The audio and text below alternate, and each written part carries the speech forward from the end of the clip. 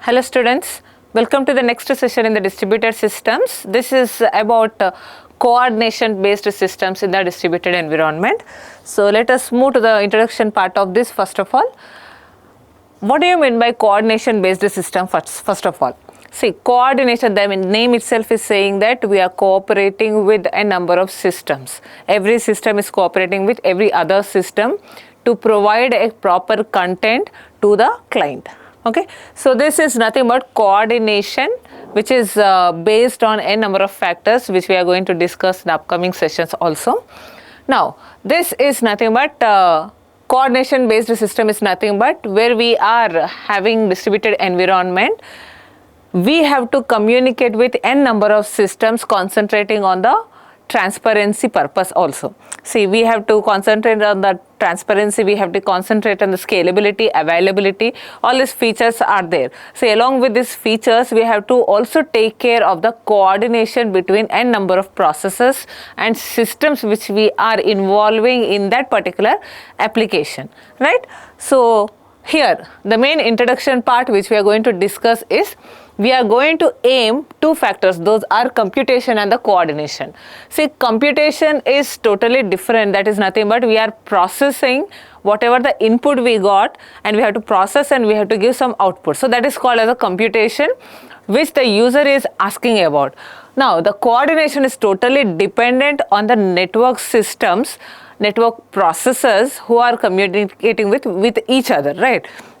So here we have to take care of the multi-threading concept and also the processes. See, as we all know, a process is a program under execution. Any application which is running is called as a process. Now, what is thread? Thread is nothing but every process will be divided into multiple threads internally by sharing one source of the storage, right? So this is nothing but the threading concept.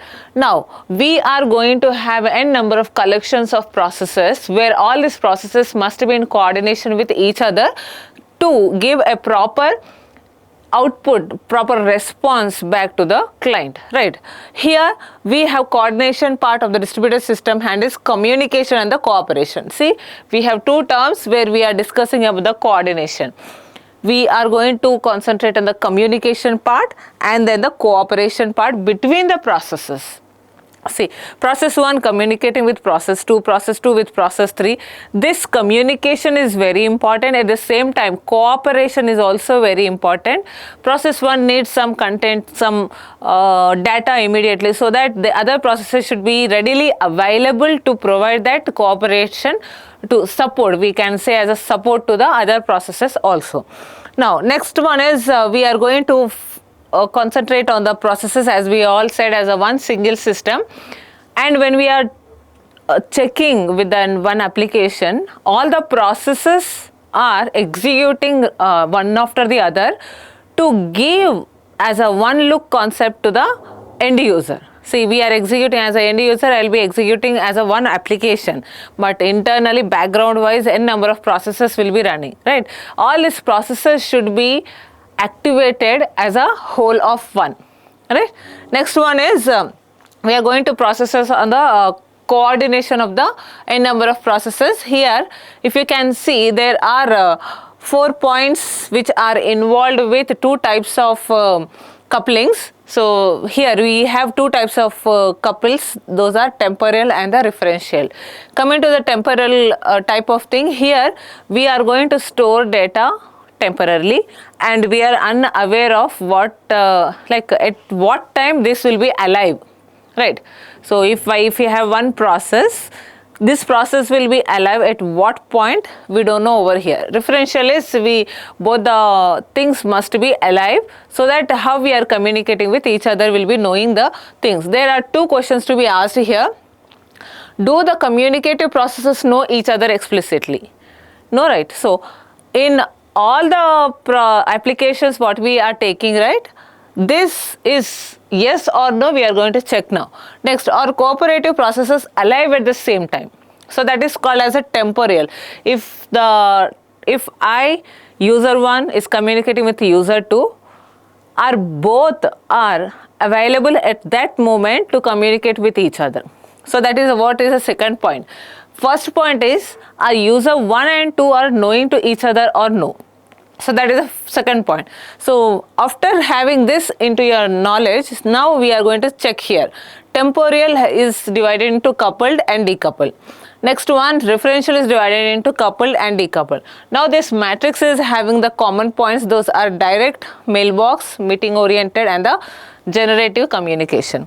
Now here, direct is nothing but these two are possible at the same time. See, direct means if we are in a phone call, I will be in communication with the person who is known to me, and at the same time, at that moment, both will be alive.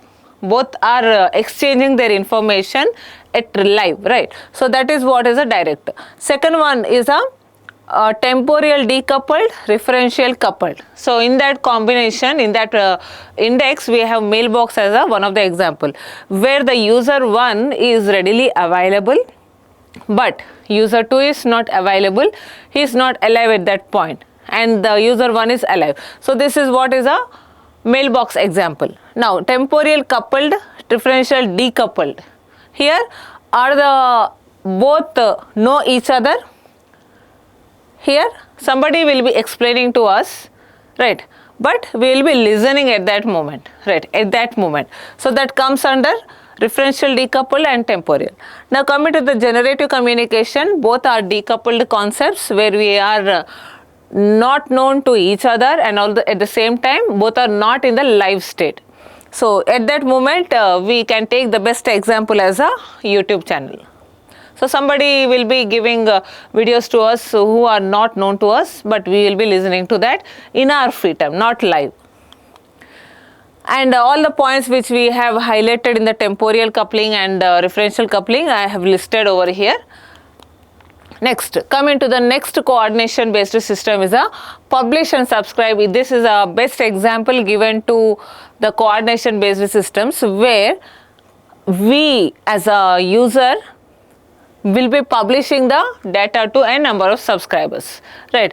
Now who is publishing data will be the main content provider, and who are the subscribers will be the taking our data to get their inputs to be executed with so and so with some output what they are expecting is, right? So in other words, we can say that this is a direct reference but indirectly given to the users, right? So here I can show you one best example for this, where we are going to have a publisher as one of the publisher, where one publisher is readily giving his data, his or her data. Now whoever the subscribers subscribe to that particular data will be getting that data to them, right? So this is in a coordination, means who are all the available nodes are not getting the published data directly. This is not multicasting, right? So this is nothing but whoever the subscribers of that particular publishing will be getting the data, right? So this is a concept of coordination based with the public publishing and the subscriber concept. If you have any doubts in this, please be free to contact anytime in the college. Thank you.